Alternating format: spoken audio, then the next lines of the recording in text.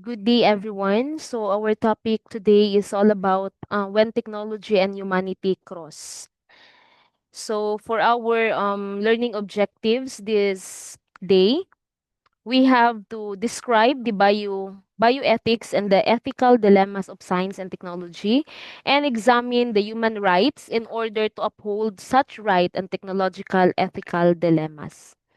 So, when we talk about technology, the definition of it is the application of the scientific knowledge to the practical aim of human life, or as it is sometimes praised, to the change and manipulation of the human environment. Okay, so that is the definition of technology. It is manipulation of human environment. It is the discovery, um, ano pa ba? The innovation. So it is what we call manipulation of our environment. So the technology came from the Greek word techni, which means art, and logos, which means word. According to Buchanan 2010, it is a discourse of an art, and it is first appeared in the 17th century. So it is a concept like machines and tools were also attached to the word technology. 'Di ba? When we talk about technology, uh, the picture that come in our mind is the invention of machines, the invention of the different tools that is used in our daily lives to ease our struggles and whatsoever. So that is the concept of technology. That is what technology is. So when technology and humanity cross, will it be a convergence or a clash between man and machine? So what is your thought about this? Mag-clash ba si technology at si human? Meron bang clash na mangyayari? So let's find out. So we have here the bioethics. So bioethics, it is a study of ethical issues arising from the advances in biology and medicine. So these issues are complex and often touch upon fundamental question about human life, health, and well-being. So si bioethics, siya yung nag-tackle ng mga ethical issues arises when it comes to medicine. When it comes to biology, and we all know that biology, no, it is a study of of living things, something like that. And si bioethics yung sa lahat ng mga advancement ng medicine and biology, si bioethics yung naga-study ng mga ethical issues nila. Just like for example, when we talk about human health, human life, 'di ba? Meron tayong tinatawag sa medicine na euthanasia, no? Yung um ano ba yung tawag nun? Mercy killing, 'di ba? Yung ano nila, yung concept nila is murag patyo na lang ang isa ka individual. It is because in the long run mamatay raman gyapon, no, so naatay ginatawag nga mercy killing, or for those it is applied for those um persons or individual na walang kakayahan, no, walang kakayahan para ipagamot or magpatuloy pa ng paggagamot sa kanyang sarili. So, the family of that individual is given a choice. Like for example, yung mercy killing. And then we also we talk about health. So, yung mga medicine, no, na nadi-discover. So, si bioethics yung nagsasabi kung ano ba, okay ba ito siya? Pasado ba ito sa ethical standard? So wala ba siyang mga it is because when we take medicine, somehow gumagaling tayo pero meron na naman yung ibang sakit na nade-develop. So si bioethics yung nag-i-issue niyan kung pwede na ba itong medicine na na-discover na ipainom sa mga tao, something like that. So we also have here genetic engineering. So, si genetic engineering, it is the ability to alter the genes, races, concern about designer babies, genetic discrimination, and a long-term effect of genetic modification and future generation. So, si genetic engineering, sila yung nag-edit, no, nag-edit ng mga genes natin, no, kung anong gusto natin na maging yung isang baby natin or gusto ba natin na because kulot yung buhok natin tapos ayaw natin maging kulot naman yung buhok ng ating mga baby. So pwede natin siya i-edit, no. Meron na tayong tinatawag na genetic engineering. So sila yung um naga-modify ng genes ng isang tao. So ito yung mga issues ng bioethics. And the other issues ay yung artificial intelligence or yung AI and medicine. So 'di ba, since we embrace AI in our world, so pwede naman ta dira mag-question sa AI about sa ating mga sakit-sakit nga gibati, no, so motubag na ang AI. Pero once that you captured the specific result in a certain laboratory you perform in yourself. Pag ibigay mo yun siya sa AI, magsabi man yan ng AI na only the doctor can tell you or read you the result of it. It is because of bioethics kasi parang hindi naman siya ethically tama na si AI yung pababasahin natin ng mga result ng ating laboratory. Okay? So the increasing use of AI for diagnosis and treatment bring question about accountability, data privacy and bias and decision making algorithms. So meron siyang biases kapag si AI ang ating it is very important that we should consult the professional. We should consult doctors, no. Dili ta magsalig kay AI kay ipabasa nato sa iya niya basig lahi ang iyahang iingon sa atoa. So meron yan siyang mga issues. So hindi siya accurate. Hindi accurate yung binibigay ni AI. So it's better na we should consult doktor, yung mga doktor talaga na totoo, practicing doctor talaga, no. So doon tayo magpapa-consult kasi naki-question yung accountability, no, at isa pa yung data privacy. Dili ta sure ang atoang data nga gihatag ka AI is between you and AI lang. So, when we use internet, there's always a third party. Meron pa ganing fourth party, no? Merong nakakabasa niyan. So, just like for example, yung pinabasa mo sa kay AI, yung binigay mo sa kanya na medical result or laboratory result is yung kumbaga pa sensitive, o 'di ba? For example, meron kang HIV, meron kang AIDS, so tapos binigay mo yun doon, pinabasa mo, hindi mo kasi alam na meron kang ganun. So, pinabasa mo kay AI instead of doctor yung pabasahin mo. So, you cannot assure or we cannot assure you that that information will not be divulged in other person. So, pwede siya na makita ng iba since computer man, no, gumagamit tayo ng internet, gumagamit tayo ng computer. So, pwede siya, no, hindi secure yung data privacy mo doon. So, that is number one issue, no. Isa sa mga issue when it comes to artificial intelligence in medicine. So, yun yung tinututukan din ni bioethics. Okay, we also have here cloning and stem cell research. So cloning, especially human cloning, raises moral and religious concerns, while stem cell research involved debates over the use of embryonic cells. So yung stem cell at yung cloning, yung pagko-clone kasi, ah, parang nakakaano man yan siya, anong tawag ito, mm, pre dinidebatehan ito, no, sa mga when it comes sa ating mga religious belief. It is because when we talk about religion, they are on their natural way, no. The union of the um male and female, yung mga ganun, no? Tapos nagkakaanak sila normally. So yung cloning kasi um, it uses, no, mga alternatives na hindi siya kumbaga pa in a natural way. So merong mga concern yung mga religious, no, and of course yung moral natin, medyo may tanong tayo na kung yung tao is ginawa or doon siya pinalaki sa ano, sa artificial womb.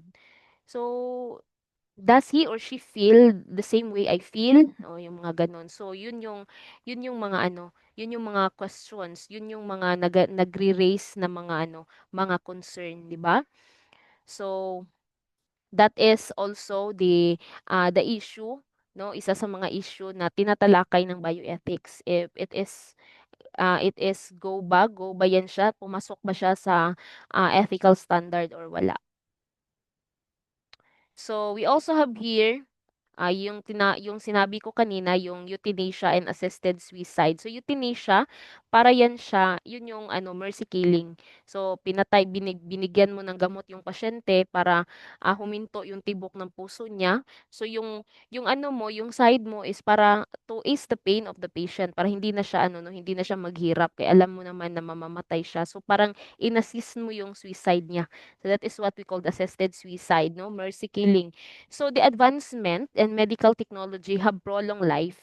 So, yun talaga yung pinaka point ng bakit meron tayong mga advancement when it come to medical. So, bakit i-embrace natin yung technology when it come to medical? The point is to prolong life but also raise issues about the quality of life, autonomy, and the right to die. So, meron din itong issue. It is because meron tayong tinatawag lagi yun, no? Yung euthanasia, yung tinatawag nating mercy killing. So, yung mga doktor, they, anong tawag ito? Yung kumbaga pananumpa sila that they will be going to save life but sometimes somehow binibigay nila itong euthanasia.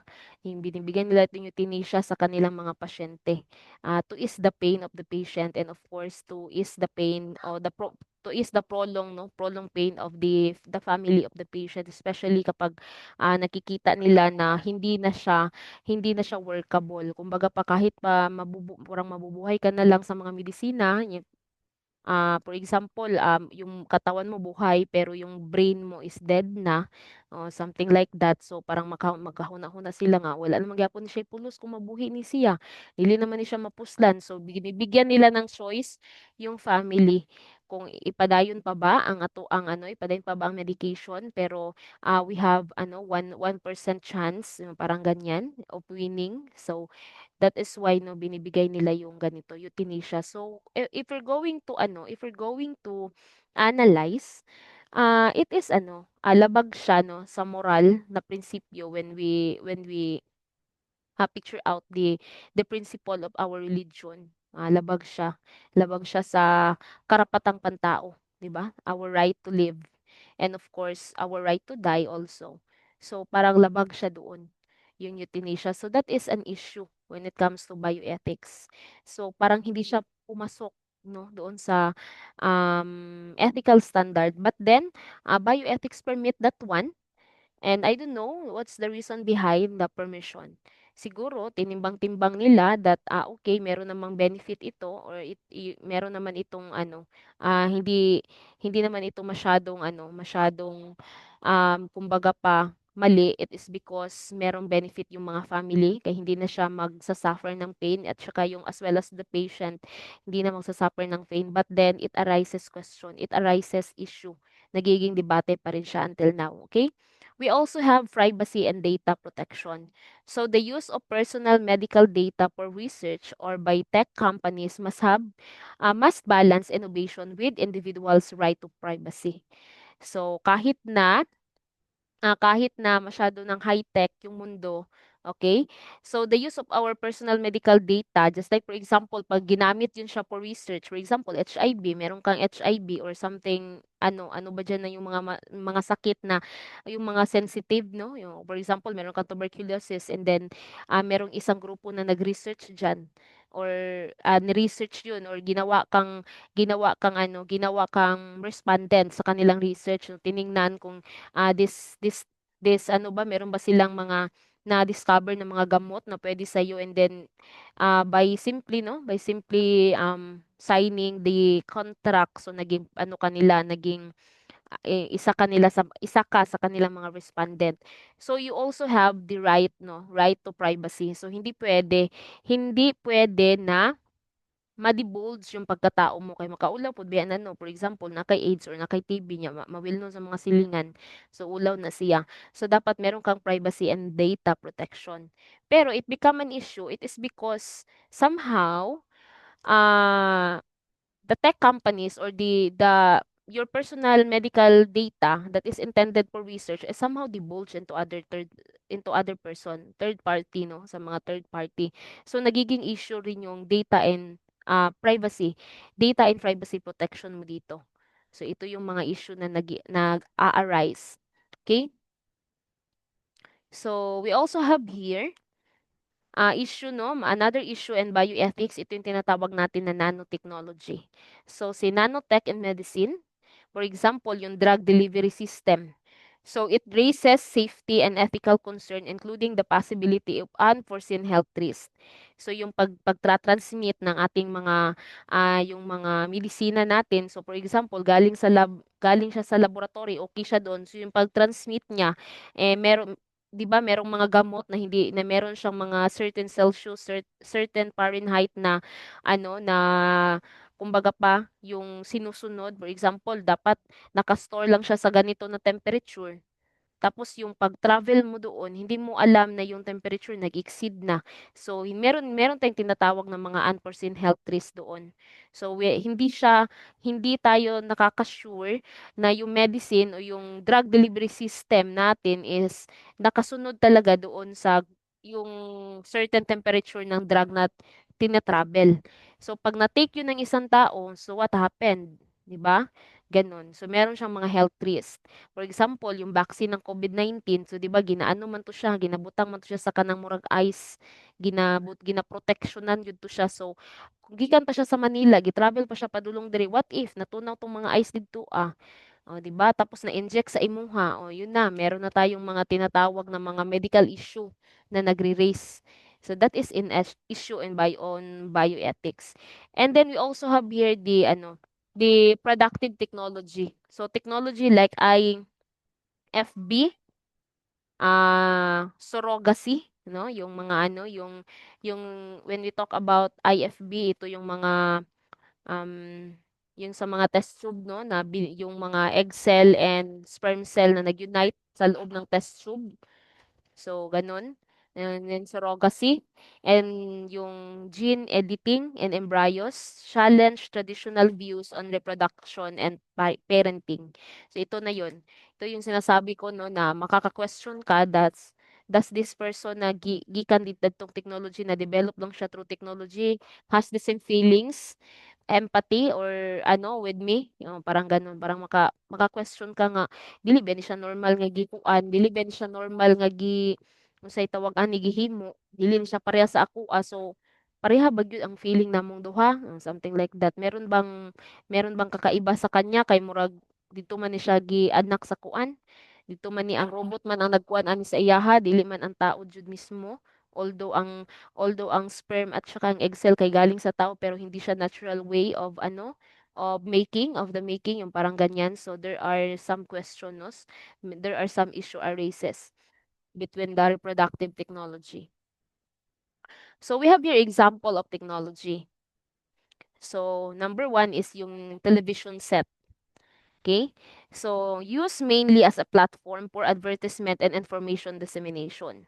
Ito talaga yung mga pinakauna or ito yung talaga yung purpose kung bakit meron tayong TV or television sets. Okay? Para yan sa mga platform and of course information dissemination kasi mas paspas man siya because of technology nagbago, no, yung noon if we're going to compare yung noon natin na mga tawag nito, mga ancestors natin, yung wala pang television, so mahirap yung information dissemination. Dili ta makabalita ba kung say nahitabo sa ubang lugar or sa pabandera. So because of television set, yung naimbento na yung TV, so meron na tayong mga information dissemination, meron namang mga balita, okay?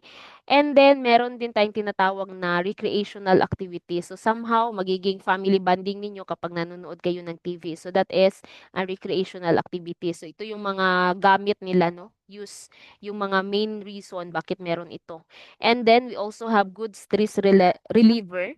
So, nakakawala siya ng stress reliever yung TV, manood tayo ng mga, comedy, 'di ba, na nawawala yung mga stress natin.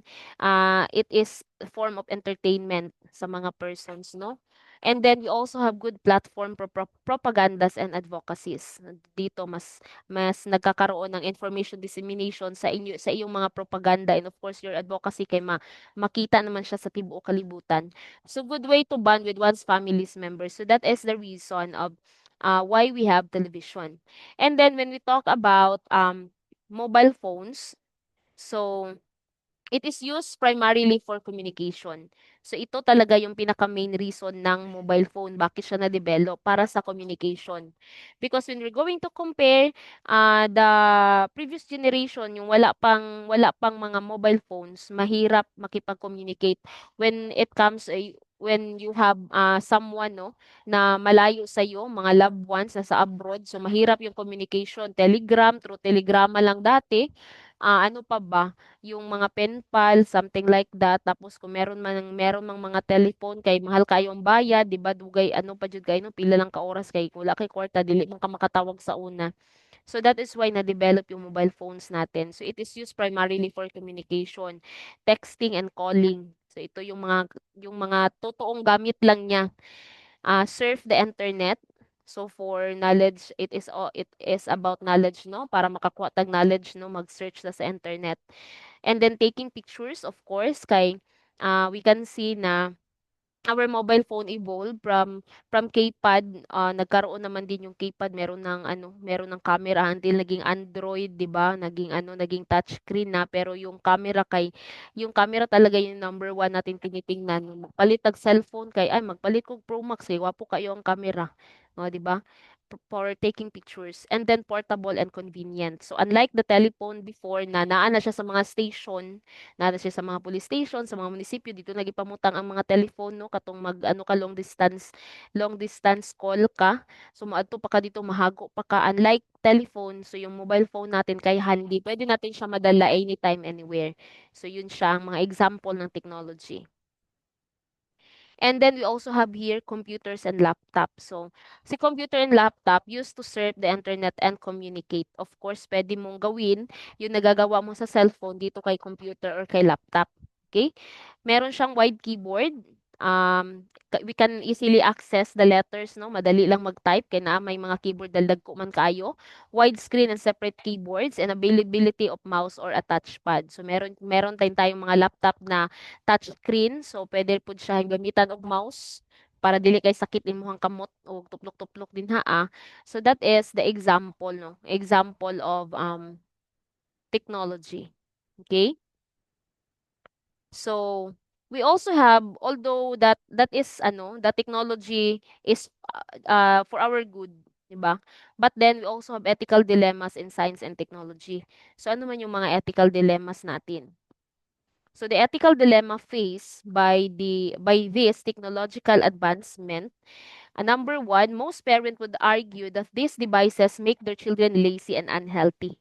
So ito yung mga argument ng mga parent. Although meron tayong TV sa bahay, bumili si mama at si papa for recreational, for information dissemination, but then nagaslabad pud ilahang ulo.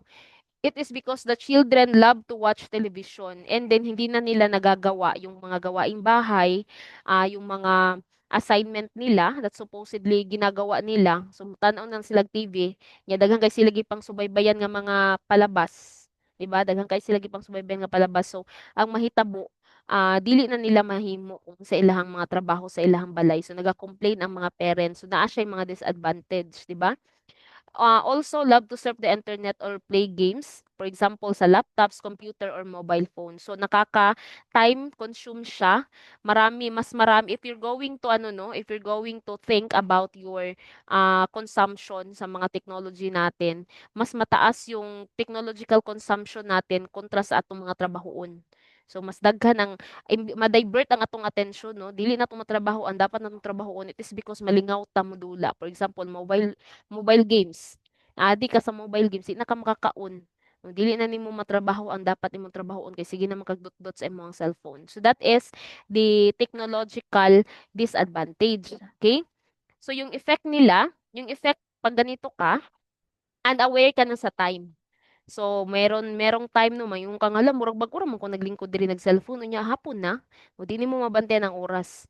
Alienation, no? And then different kinds of sickness. So for example, sige ra man kag pungko, wala naman ka exercise, di ba? Atong mga call center agent, no? They suffer obesity, unsa pa man ilang mga sakit diraan, nagka diabetes na lang sila kay ngano sige ra sila glingkod, sige atubang sa computer.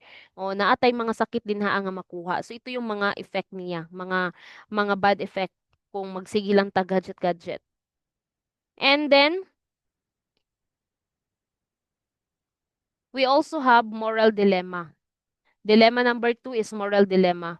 Allow them to see, read, or hear things which are not suitable for their young age. That is why kung makita nato no ang atong mga kabataan karon kay how naman na kay sila mag-surf sa internet, magsigig ka ng kuri-kuri din ha, and then nakakakita sila because sa internet or dito sa ating mga when they surf no gamit ang ating mga mobile phone, daghan kay mga advertisement diraan na dili suitable para sa mga bata na ay mo flash lang drag kalit nga mga unsa man dinhaa ka ng mga murag mga scene no na dili pwede para sa ilaha, mga bold nga scene unsa pa man dinhaa mga addiction no mga drugs something like that. So nakikita yun ng mga bata, naririnig din nila, nakikita nila. So para sa kanila because yung mga bata no kay kanang ano man na sila kung sa ilahang makitaan man good is abi nila mauna na siya ang tama, so they mimic that behavior, attitude, and then yun din yung ginagawa nila. So at very young age, kay kabalo na mamalikas, hawod na kay sa nga tanan, o ingon ana, that is because of technological advancement. Okay, that is the dilemmas, moral dilemma when it comes to technological advancement. And then we also have the children are not yet capable of rationally deciding for themselves what is good and what is bad. 'Di ba? Ah, kasi ano man, perminti ra makagagadget. So dili jud ni murag ang imuhang world man gud kay naa sa technology. So dili nimo wala kay kumbaga pa real scenario no, mga real ano sa kalibutan. Dili nimo na siya maano, dili nimo na siya ma-differentiate, wala kay differentiate sa unsa ang real sa fake. Kay it is because you focus on the technology. So ingon ana yung effect ng technology sa mga children. So even if creators of this technology went out of their way to inform the children of the pros and cons of this technological contribution, it would still be useless because children have no capacity to understand yet. So bisan pag mag-campaign pa ng tag-iyang cellphone dira mo ingon nga okay kaning cellphone kay para lang ni sa mga ages 15 above. Dili man gyapon nakasabot ang mga bata. So 'di ba kung unsa man ang uso kay dapat naaman na sila. Ingon ana ang mahitabo. So naa na sila effect sa ila ha. Okay? So wala dya pulos no bisan pag magkuan ka dinha, bisan pag magpa-seminar ka dinha, magpa-webinar ka unsa pa man dinha kay para ma-inform lang jud ang mga bata mo gamit dya po na silang mga cellphone. Kay kung unsay tan-aw nila nga ginagamit man gud sa mga katigulangan mo gamit pud na sila. So walay pulos kay dili man na sila kabalo, dili pa man na sila makahuna-huna or dili pa man na sila kaya mag-understand kung unsa ang tama ug mali. Okay? So wala na sa ilaha kay mga bata pa man kaayo sila. Okay? Kumbaga pa wala pa sila yung mga buot. So we also have here ethical dilemma faced by robotics. So ano yung mga dilemmas face ng mga robots natin? Robotics and humanity, all about it. So we have robots. Another great product of the innovative mind of the people is the robot. So since mga innovative man kaita, we are into innovation. So here comes that we innovate and we have robots. Okay, so we have the IFR, International Federation of Robotics, and then we also have UNICEF, the United Nations Economic Commission for Europe. It made it their task to formulate a working definition for the service robots.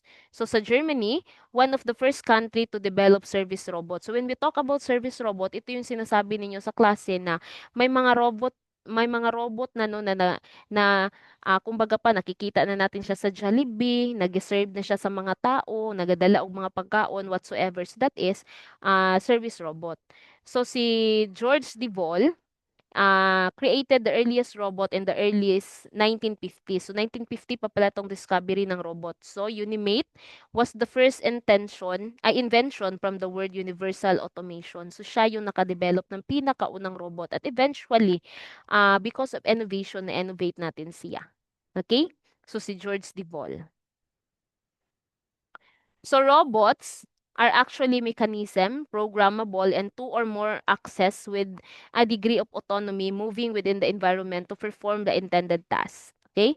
So when we talk about service robot, it performs useful tasks for human or equipment excluding industrial automation application. So lahat nung ginagawa ng mga tao, kayang gawin ng robot. So they perform the task for humans. Okay? A service robot used for non-commercial tasks, usually by layperson. So yung ang gumagamit ng mga robot yung katutong mga tamad ng mga tao. O dili siya gusto manghinlo sa ilang balay di magpalit na lang kog robot kay para manghinlo dito as among balay kay tamad man ko. Ano yun, lazy man ko nga pagka person. So usually ito yon yung mga service robot nato katong kanang pwede siya mag-vacuum dito sa imong balay, something like that no. A service robot used for commercial tasks usually operated by a properly trained operator. So yung ginagamit naman sa mga restaurant ng mga robot, yung mga service robot nga for commercial task kay usually ino-operate daw sila ng mga properly trained operator kasi for customer service man sila.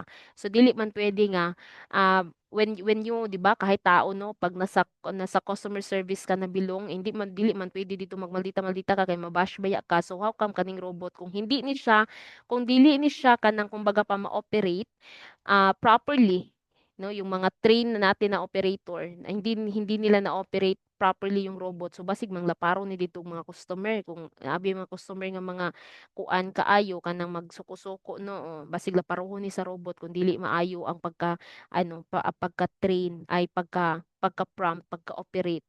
So dapat yung mga service robot na ginagamit sa commercial is dapat ang nag-ooperate yun ay yung mga train operator talaga. Okay? So we have here service robot. So ito yung mga pictures no ng service robot. So we also have ganito. For example, wala kang paa. So pwede ka na magpalit no ng paa, robot ang paa mo. Pwede yung robot din yung kamay mo kung wala kang kamay. So ito yung tinatawag natin ng mga service robots. Okay? So we have this one. Yung mga example. So ito siya, ito yung nasa gitna. So ito yung pwede mag-serve sa mga restaurant, 'di ba? So ganyan.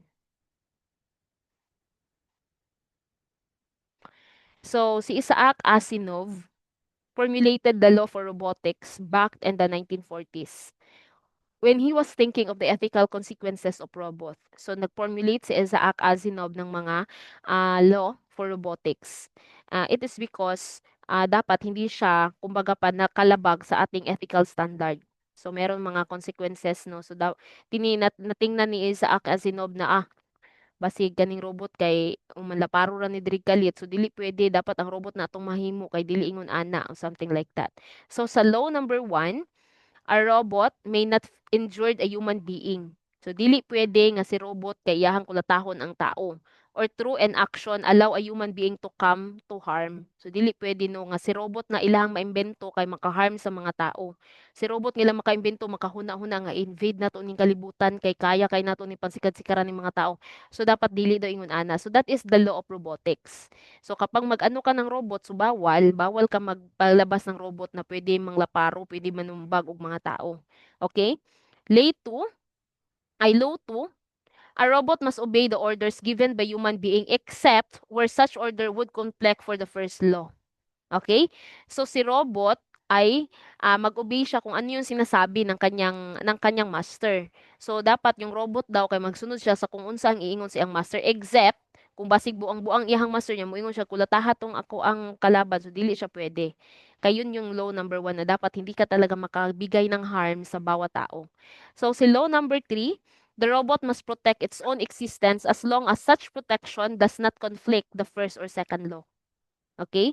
So, pwede niyang si robot kay pwede niyang depensaan yung sarili niya, pero as long as hindi siya nakaka-harm, hindi siya puwedeng maka-harm sa mga tao, at hindi rin siya kumbaga paano, hindi siya kumbaga yang mas magbuot pa kontra sa iyahang amo. Okay? So, yun yung law number 3. Ito yung ginawa ni Isaac Asimov na mga law for robotics.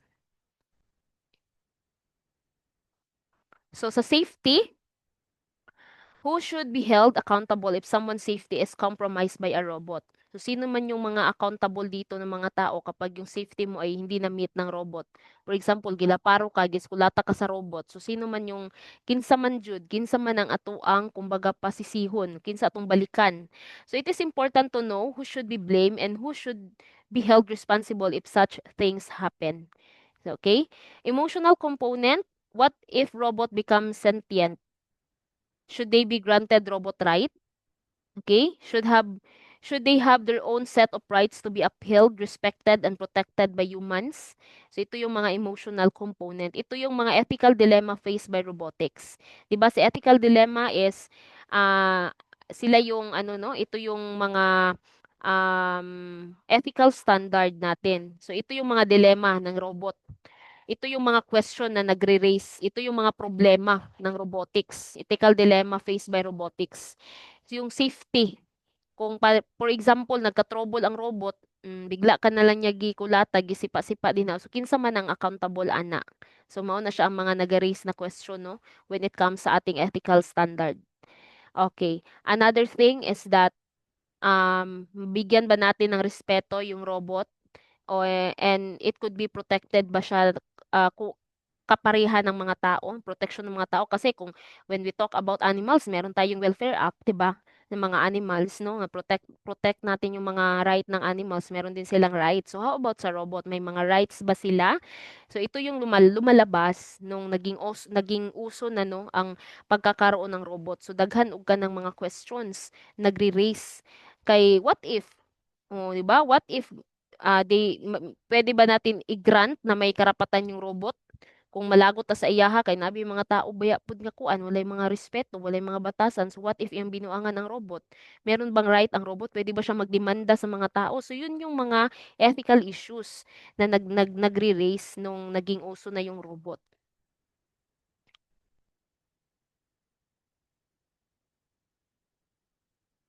So the advancement of moral and ethical issues and advanced technology, no? So the advancement in technology does not elicit ethical or moral issues, but it is this of the technological invention that raise the issue.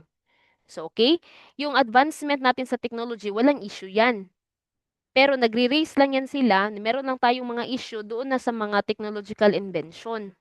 Yung mga naiimbento na natin, for example, katong robot, katong genetic technology, ay genetic engineering. So meron na siyang mga issue, ma-question na natin yung moral and ethical standard doon. And then ethical dilemma arise when there are competing goods and competing evils.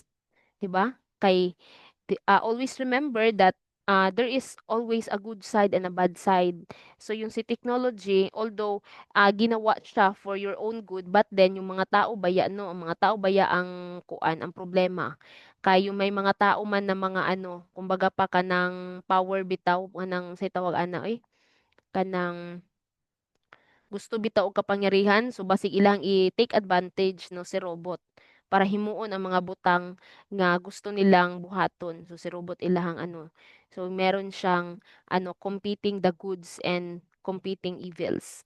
Okay? So we also have the genetic engineering, the biotechnology, yung vitro fertilization no, yung in vitro fertilization, IVF. Yung tinawagan yung sinabi ko kanina na yung baby is nabuo siya sa loob ng test tube. So ito yung mga dito na nagre-raise yung mga moral and ethical dilemma. When we talk about moral ba that is our ano um kumbaga pa konsensya no, yung moral compass natin no, yung parang angel ano natin. So dito na nagre-raise yung mga gano'n na issue. Okay ba ito siya? Pasok ba ito sa banga when we talk about Bible? Mga ganyan. So yan. So the moral concern, uses of technology have the capability of making many innocent people to suffer. So that is the moral concern. Example, the nuclear technology. Because of the advancement of technology, instead na katong magera ta nga bangkaw-bangkaw lang, o nagkaroon tayo ng advancement of technology, nagkaroon tayo ng innovation. So meron na tayong mga nuclear weapon. So yung nuclear weapon, because of the nuclear technology, so nagiging threat siya sa humankind. So for example, kung ilahat tong pabuthon, 'di ba?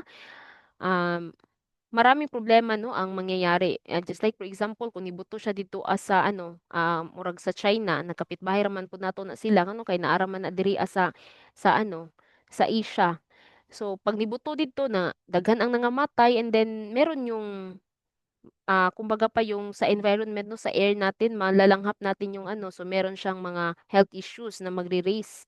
Magkakaroon tayo ng problema 'di ba? For example, kanang moboto lang man gani ang mga bulkan, mag-uso ang mga chickenpox, unsa pa man din ang mga sakit. So that is the raises 'no, of the health issues, health problems. So because, that is one example sa ato ano, sa technology advancement. 'Pag naay mga giyera naa kita gyud ang mag-suffer ang mga innocent people. Okay, the use of computers also raises health issues. So, use of machine, technological tools, knowledge robots, and computers. So, ang paggamit din ng computer, so di ano po na siya, na po na siya yung mga health issues nga nagaris. Kay for example, makadaot binig mata, na ay mga unsay tawag ana, oy kaning radiation na makuha nato 'no. For example, buntis ka nya si kagamit og computer, si kagamit og cellphone. So yung radiation napupunta sa tiyan mo, napupunta sa baby mo. So merong effect yan siya sa development ng baby mo. Okay, so that is moral and ethical issue when it comes to advancement of technology.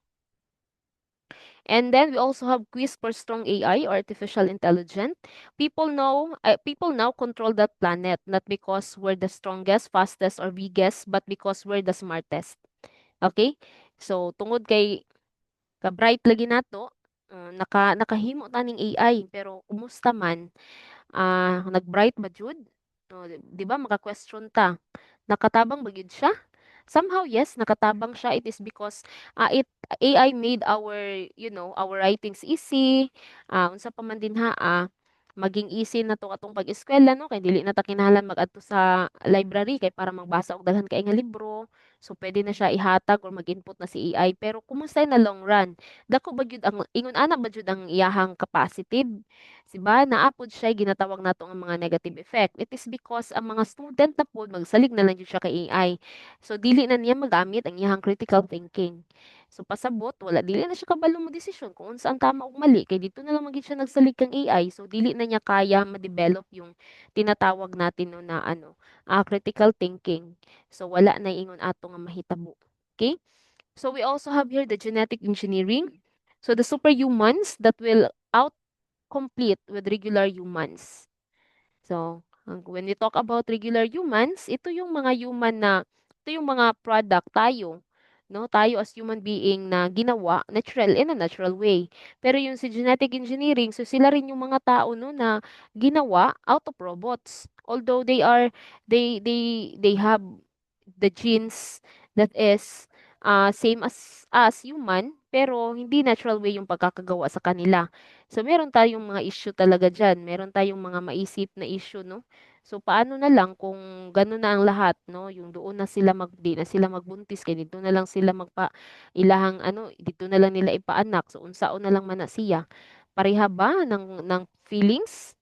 Meron bang kaibahan? Meron bang gano'n or meron bang basta 'di ba, meron tayong mga questions. Pareha ba ni siya, tao ba gyud ni siya or dili? Murag ingon ana 'no. So, ingon ana. Kay 'di ba, although 'di ba kanang ato ra man ganing maano 'no, madungog somehow. Merong study kasi na kapag yung bata is naka-breastfeed talaga sa mama 'no, yung breastfeed talaga, pure breastfeed is parang meron siyang ano, feelings of attachment, meron siyang empathy, meron daw gano'n na mga ano, yung bata na nag-breastfeed sa mama. I-compare mo doon sa bata na, lumaki siya sa formula. So, when we talk about formula, yun yung mga gatas na ginapalit sa tindahan. So, wala gyud siya kuan sa ano, sa tutoy sa iyang mama. So meron din yung nade-develop na mga attitude, 'no? Kanang moingon sila ba nga, mao man na siya lain na siyang batasan kay kuan kanang didto man gud na siya ang iyahang gitutoy man gud ana nga gatas kay kanang gatas sa hayop, murag mahayop pud na siya batasan no, something like that. Merong may mga gano'n na mga study. So how about yung mga tao na gyud 'no, nga dito na gyud sila nabuo sa robot. Dili na siya sa womb sa ano, sa natural person, sa mama. So naa gyud siya yung mga siguro meron talaga siyang mga issue. Meron talagang lalabas na mga issue na ganyan kasi baka yung sympathy and empathy na meron tayo is wala sa kanila. parang baka may kulang sa kanila o unsa ba kay we cannot say that the advancement of technology is 100% perfect. So naa jud siya'y mga defect kay we are humans, di ba? So dili na perpekto atong ginabuhat. Okay? So always remember, the biggest risk to our future is not the technology will take over, but what we become too much like technology. So ito yung kumbaga pa always natin remember. Hindi yung ang hindi risk na si technology na ang ano sa atin, mag-overcome sa atin or mag-take over sa atin as person. Pero yung totoong risk naga-rely talaga sa atin as person kung gaano natin giunsa nato paggamit si technology. Okay? Let's balance the EQ with the IQ. So, hindi pwede na bright rata kaayo pero wala tay emotional intelligence. When we talk about IQ, ato man ang kuan, no? Ka-bright pero kulang ta sa EQ. So, si EQ is yung emotional intelligence natin. So, dapat isa lang alang din natin no, yung mga tao. So, just like for example, katong mga bibi nga gibuhat sa robot kay bright to sila pero wala da ito sila EQ, dili ti sama sa atuan no, wala tay emotional intelligence. Wala sila emotional intelligence like us. No, kita makaingon man jud ta nga naa tay emotional intelligence. So dapat i-balance lang nato no, dili pwede nga bright lang ta pero wala tay emotional intelligence. Ita kabalo makigkapwa, di ba? Or dili nato ma-feel ang na-feel sa uban. Ang ato lang kay bright lang ta. Dili siya pwede ana. Dapat balance yung EQ and IQ natin. So we should think of technology not as what we seek, but rather how we seek. Okay? It is a tool we should embrace, not one we should become. Nakuha? Technology is a tool. So tool, gamiton lang nato siya. So dili pwede nga siya ang mogamit sa atoa. Okay? That ends our topic this day. So I hope that you will ano no, you will mm, watch this video as it is included in our midterm examination.